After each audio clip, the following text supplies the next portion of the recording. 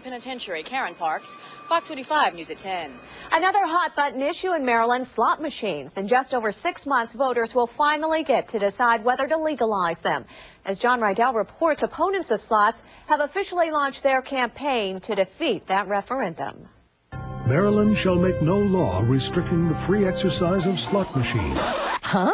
It's a high-stakes battle that's already in full gear. Opponents of slot machines have produced this commercial. It's part of their grassroots campaign to defeat the statewide referendum.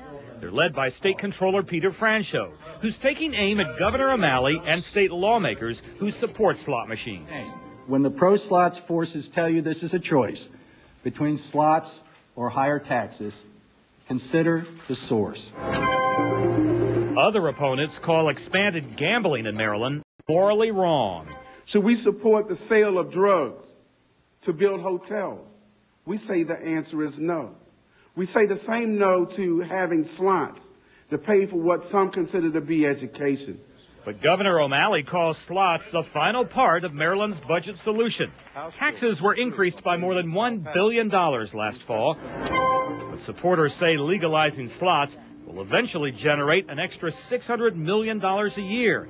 And a huge chunk will help fund education. People have pretty much made up their minds about slots. We've seen the dollars going to West Virginia, to Delaware. We've seen Maryland dollars going to Pennsylvania.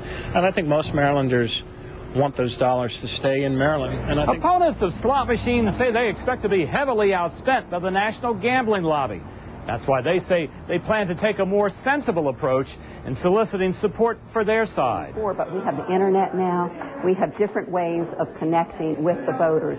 And it's just going to be a question of educating them. If approved, 15,000 slot machines would be brought to Maryland in 5 locations. But these opponents are determined not to let that happen. In Annapolis, John Rydell, Fox 45 News at 10.